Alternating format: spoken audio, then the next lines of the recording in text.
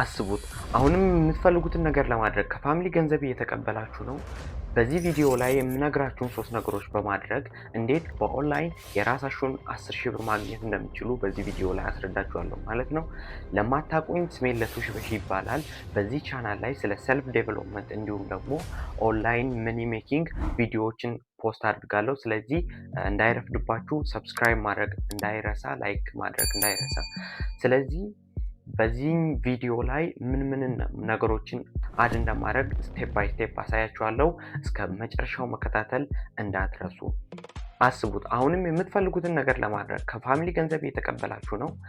በዚህ ቪዲዮ ላይ የምነግራችሁን 3 ነገሮች በማድረግ የመጀመሪያ 10,000 ብራችሁን ከኦንላይን ሜክ እንድታደርጉ ነግራችኋለሁ።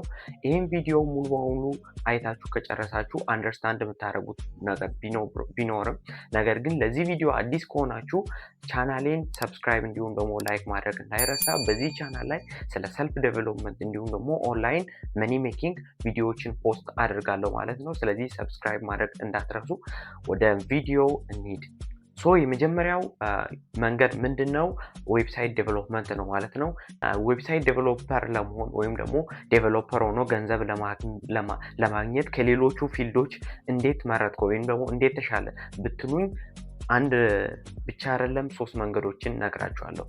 የመጀመሪያው ምንድነው?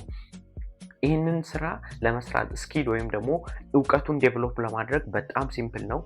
በዩቲዩብ ቪዲዮዎች ብቻ በማየት የራሳችሁን ስኪል ዴቨሎፕ ማድረግ ትችላላችሁ ከስኪል አንፃር። ሁለተኛ ነገር ደግሞ ፕሮፊታቢሊቲ ነው። ይሄ ማለት ይህን ስራ ከሰራችሁ በኋላ ምን ያክል ፕሮፊታብል ናችሁ የሚለው ነው።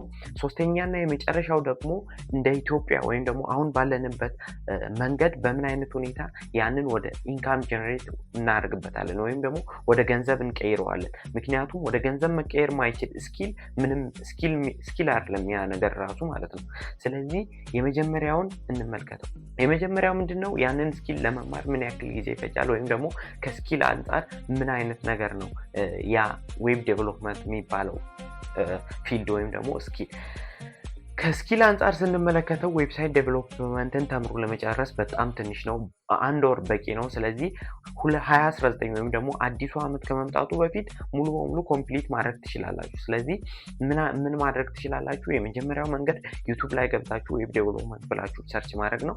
ከዛ በኋላ ቤዚክ የሆነው ይሄ ማለት ፍሮንት ኤንድ ላይ HTML CSS ጃቫስክሪፕት ተምራችሁ ከጨረሳችሁ ይህንን ነገር ሰርቲፋይድ ሆናችኋል ወይም ደግሞ ይህን ነገር ሰርታችኋል ከተባለ ፕሮምፕት ኢንጂነሪንግ ወይም ደግሞ ቫይብ ኮዲንግ የሚባል አለ። ያንን ቴክኒክ በመጠቀም ራሳችሁን ዴቨሎፐር ማድረግ ትችላላችሁ። ቤዚክ የሚባለውን ነገር ከያዛችሁ ዴቨሎፐር መሆኑ በጣም ሲምፕል የሆነ ነገር ነው ማለት ነው። ሁለተኛው ነገር ደግሞ ከኢትዮጵያ አንፃር ይሄ ነገር እንዴት መረጥከው? ይሄ ማለት ያንን ስኪል ወደ ገንዘብ እንዴት ነው መቀየር የምንችለው የሚለው ሁለተኛው ፖይንት ላይ ስንመጣ ወደ ገንዘብ እንዴት ነው መቀየር የምንችለው? አንድ ትልቅ ሬስቶራንት ወይም ደግሞ ሆቴል ባላችሁበት አካባቢ ሊኖር ይችላል። ስለዚህ ጎግል ላይ ገብታችሁ ስሙን ሰርች ታደርጉና ኮንታክታቸውን ወይም ደግሞ ኢንፎርሜሽናቸውን ወስዳችሁ ዌብሳይት ከሌላቸው እንስራላችሁ ብላችሁ ኮልድ ኮሊንግ ትደውሉላቸዋላችሁ። እነዛ ከስተመሮች ወይም ደግሞ እነዛ ክላይንቶች ያንን ስልክ አንስተው ኢንተረስትድ ከሆኑ ወይም ደግሞ ዲጂታሊ ዲስፕሌይ እንዲደረግላቸው የሚፈልጉት ነገር እንዳለ ማሳመን ከቻላችሁ መስራት ትችላላችሁ ማለት ነው። ስለዚህ ባላችሁበት አካባቢ ምን ያክል ሆቴል፣ ምን ያክል ሬስቶራንት፣ ምን ያክል ምግብ ቤቶች እንዳሉ እናንተ ታውቁታላችሁ። ምን ያክል አትራፊ ነው የሚለውን ደግሞ ወደ ኦንላይኑ ሜኒ እንዴት ሜክ እናደርጋለን ወደሚለው ስንመጣ አንድ ዌብሳይት ኢትዮጵያ ውስጥ ሚኒመም ዝቅተኛ ዌብሳይት ከ15,000 ብር ጀምሮ ይጠራል። ምክንያቱም አንድ ያልነገርኳችሁ ነገር አለ። እሱም ደግሞ ሆስቲንግ እና ዲፕሎይመንት የሚባል ነገር አለ። ስለዚህ ያ አድ የሚደረግበት ከሆነና ያ ነገር ከናንተ የሚወጣ የተወሰነ ገንዘብ አለ። ያ ማለት ከ2,000 እስከ 5,000 ብር ወጪ ልታደርጉ ትችላላችሁ። ስለዚህ ሚኒማም 5,000 ብሯ ለሆስቲንግ እና ዲፕሎይመንት ቢወጣ እናንተ በቃ ንጹህ የምታገኙት 10,000 ብር ይሆናል ማለት ነው። ስለዚህ 10,000 ብር ሜክ ማድረግ ትችላላችሁ ማለት ነው። እና ይሄ በዚህ ላይ ዲቴይል ቪዲዮ እንድሰራላችሁ የምትፈልጉ ከሆነ ደግሞ ኮሜንት ማድረግ እንዳይረሳ። ሁለተኛው መንገድ ደግሞ ምንድነው? ተምብኔል ሜኪንግ ነው ማለት ነው። እንደምታውቁት ዩቲዩብ ላይ የተለያዩ ኮንቴንት ክሬተሮች አሉ። እነዛ ኮንቴንት ክሬተሮች ደግሞ ቪዲዮአቸውን ፖስት ከማድረጋቸው በፊት የሚያስቡት አንድ ነገር አለ። እሱም ተምብኔል ይባላል። ተምብኔል ምን ማለት ነው ለምትሉት ወይም ደግሞ ተምብኔል ለማታውቁ ሰዎች ሰው ክሊክ እንዲያደርግ የሚስበው ያ ፎቶ ማለት ነው። ስለዚህ አንዳንድ ዩቲዩበሮች ወይም ደግሞ ቭሎገሮች ካያችሁ ተምብኔላቸው የተመታ ነው። ስለዚህ እናንተ ምን ታደርጋላችሁ? ቻትጂፒቲን ወይም ጄሚናይን ወይም ደግሞ ክላውድ ኤአይን ትጠቀሙና ተምብኔል ለነሱ ሪክሬት ታደርጋላችሁ ማለት ነው። የመጀመሪያ ተምብኔላችሁን ፎር ፍሪ ትሰጣችኋላችሁ። ይሄ የማርኬቲንግ ስትራቴጂ ነው። ፎር ፍሪ 10 ዩቲዩበሮችን ወይም ደግሞ ኮንቴንት ክሬተሮችን መርጣችሁ ፎር ፍሪ ትሰጣቸዋላችሁ። ኮሜንት ስር ገብታችሁ ትነግራቸዋላችሁ።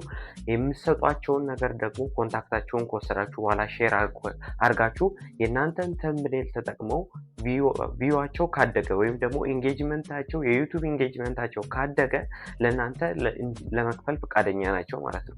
ምክንያቱም እናንተ እነሱ ብር እንዲሰሩ እያደረጋችሁ ነው። ስለዚህ በዚህ መልኩ መስራት ትችላላችሁ።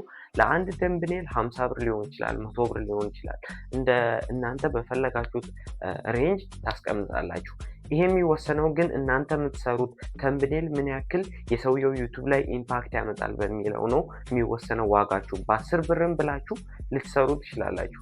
እሱ አይደለም ፖይንቱ። ነገር ግን በ100 ብር ብለን ብንይዝ ቢያንስ ለ10 ኮንቴንት ክሬተሮች ብትሰሩ ምን ያክል ማግኘት እንደሚችሉ አስቡ። ስለዚህ ምን ያክል ዩቲዩበር አለ ብላችሁ ደግሞ በዚህ ልክ ሰፋ አድርጋችሁ ካያችሁት እንደ ትልቅ ቢዝነስ ራሱ መስራት ትችላላችሁ። ምክንያቱም ትላልቅ ኮንቴንት ክሬተሮች አሉ። እነሱን ታርጌት የሚያደርግ ተምብኔል የምትሰሩ ከሆነ ወይም ደግሞ የእነሱን ቪው እና ኢንጌጅመንት ማሳደግ የሚችሉ ከሆነ የተሻለ ይከፈላችኋል። 1000 ሙላ ሊከፈላችሁ ይችላል ማለት ነው። ስለዚህ ይህንን አስቡት።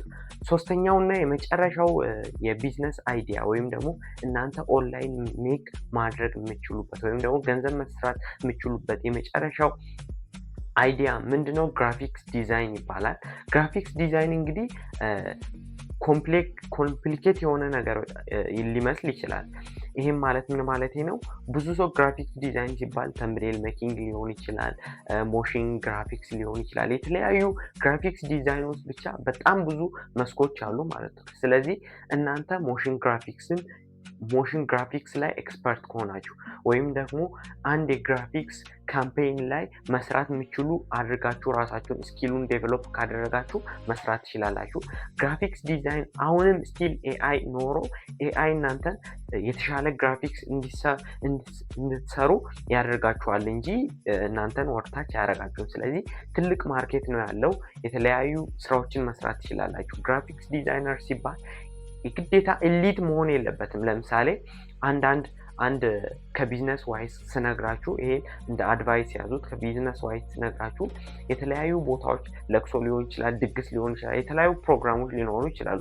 ነገር ግን እናንተ ግራፊክስ ዲዛይን ስኪሉ ካላችሁ ወይም ደግሞ ያንን ትምህርት ከተማራችሁ በቃ ሬሾ ማስተካከል ሊሆን ይችላል፣ ፎቶን ብለር ማድረግ ሊሆን ይችላል፣ ፎቶ ከለር መቀየር ሊሆን ይችላል። በቃ ሲምፕሊ የተባለውን ባነር ላይ የሚካተቱ ነገሮችን ብቻ በማስተካከል ከሰውየው በካሬ ሂሳብ የተሰራበት ላይ አድ በማድረግ ቲክቶክ ላይ ፖስት በማድረግ ራሳችሁን ሜክ ማድረግ ትችላላችሁ ማለት ነው። የግዴታ ኤክስፐርት ሆኖ ወይም ደግሞ የተመቻቸ ኮንፈርት ዞን ውስጥ ሆናችሁ ለመስራት እንዳትሞክሩ። ስቲል እስከዚህ ሰዓት ቪዲዮን ከተመለከታችሁት አይኖ የሚጠቅም ነገር ሼር እንዳደረኳችሁ አውቃለሁ። ስለዚህ ሰብስክራይብ ማድረግ እንዳይረሳ።